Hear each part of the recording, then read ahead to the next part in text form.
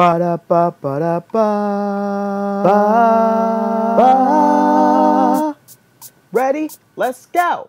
This is Thomas and he's going to show you all about video games and how they affect the morals of America today. Bum bum. He's a high school student. Oh yes, he is good and really good. He will teach you all about video games if he could.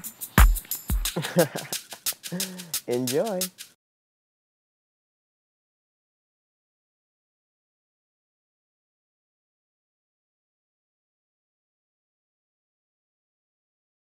Hey everybody, I'm Thomas, and this is my senior project. When I figured out that I could make my senior project on anything, I thought about everything that I really like.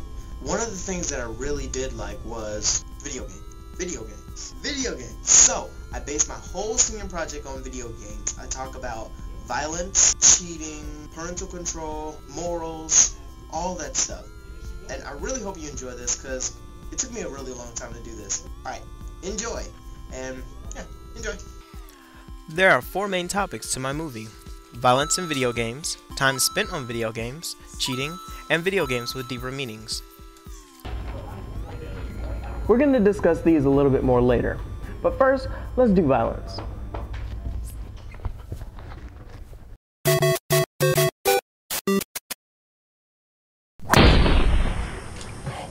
Okay, before we get started with this part, let me just make a survey right quick.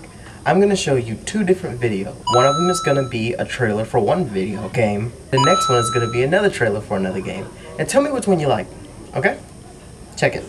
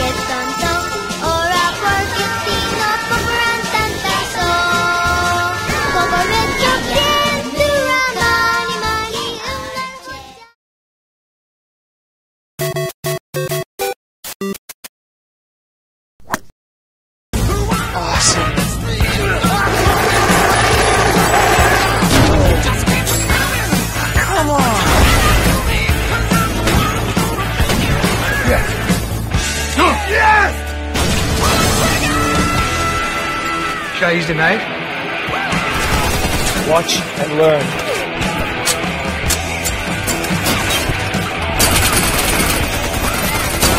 How you getting into?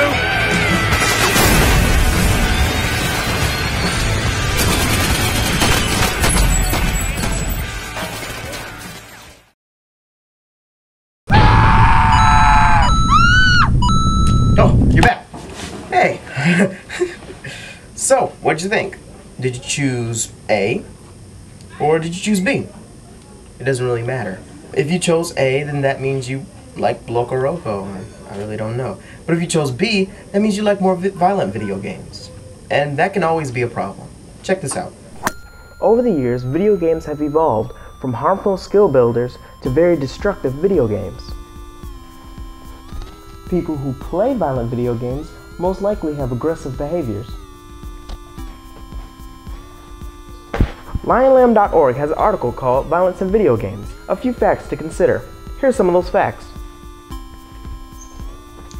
The number of violent interactions in a 10-minute play period range from 2 to 124. Boys who play teen or mature-rated games for a minimum of 40 minutes a day may witness over 180 incidents of aggression per day, or 5,400 incidents per month. In 98% of games surveyed, aggression was unpunished. In fact, in more than half of the video games, the perpetrator was rewarded for their aggressive actions. 78% of the violent video games are shown up close, and almost half of all violent video game segments feature humor. They say that young men who are more aggressive are actually more vulnerable to bad video games.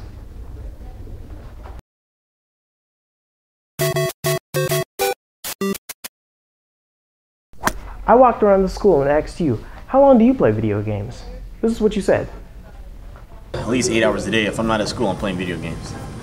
I play video games a lot, but not as much as I should, so I'm gonna be getting on the ball with it. Games were made by the devil, so I don't play them. I don't really play video games very much. Okay, so I love to hop on the sticks, you know what I'm saying, play some 2K, that Black Ops, Modern Warfare, all that junk. Children and adolescents can become very involved, even obsessed with video games if they're played over a large amount of time. Spending large amount of time playing video games can create problems and lead to poor social skills, time away from family, time, schoolwork, and other hobbies, lower grades and reading less exercise and becoming overweight, aggressive thoughts and behaviors. Boys aged from 8 to 18 surveyed in this research spend 40 minutes a day playing computer or video games. Jane McGonigal has done her own research in this topic. Let's see what she has to say about time usage and video games. If you get up to 28 hours or more a week, that it turns into this sort of self-driving cycle where you seek the rewards in games, that it becomes an obstacle. There's a really good study that came out last week that maybe might have even prompted your question, I'm not sure, sort of a 2-year study looking at 3,000 students, young people, and how their gaming was related to things like social anxiety, school performance, depression.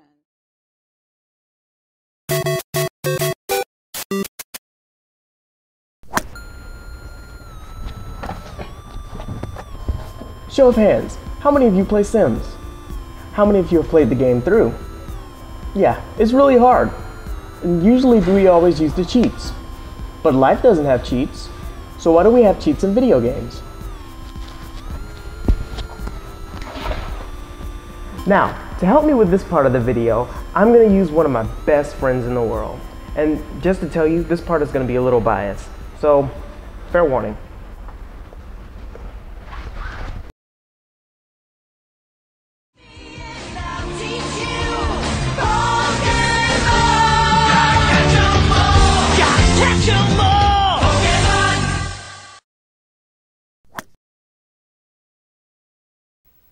So if you don't know, Pokemon or Pocket Monsters is a Japanese game where you catch and raise wild Pokemon to battle and become friends. If someone were to say, this game is really tough, that would be right. But I'm not going to tell you why until my last part of the movie. Now there are many different ways to cheat off this game. GameShark and Action Replay and other cheat code softwares can help you become a great Pokemon master. But what's the point of cheating? If you have cheated on Pokemon, you would know that it's really not that great. In fact, the game gets super boring.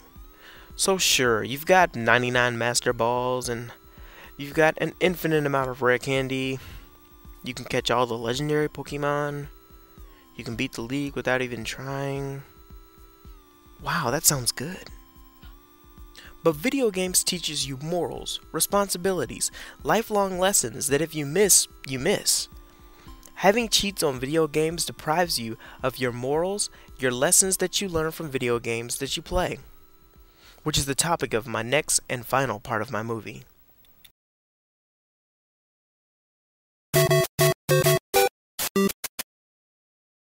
So this is the final part of my movie, and it's the deeper meanings in video games. To help me, I've chose Pokemon one more time. So in Pokemon, you're always starting off with this starter Pokemon. Everyone has it, everyone knows it. It's the same Pokemon over and over. But my friend actually challenged me to do something. He told me to catch my first Pokemon, to actually catch it. So when I catched it, it was Rattata. Nobody really likes it. So he told me to catch it. When I caught it, I couldn't let it go. That was the rule. The rule is you can't let it go unless it faints. When it faints, it dies. You let it go, you release it, and it never comes back. I had to think about this for a second. If I'm battling a master and all of my Pokemon faint, I lose them all.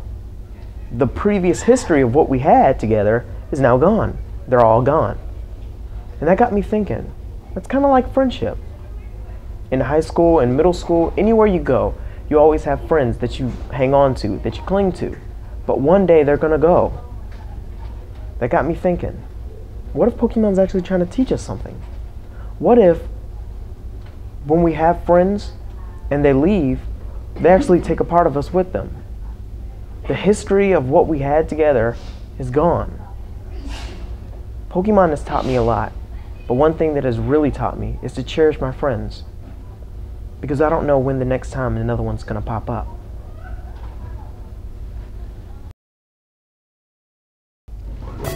So, I hope you enjoyed my senior project. I had a really fun time doing this. I hope you had a really fun time watching it, because I had a fun time putting it together. Thanks for everybody who helped me. Thanks to Mr. McLeod for giving me this really cool camera. Thanks for Victoria and Daniel, Sam and Carlos, Walter, Matt, everybody who dropped that eye link. You made us look good. And Krishan for taking my topic. I'm watching you. Thank you. Mr. Vaughn for being cool. Dr. Vaughn, actually. Dr. Vaughn. Thank you for everybody here watching it. Thanks for all the friends who supported me. This is it, guys. It's over.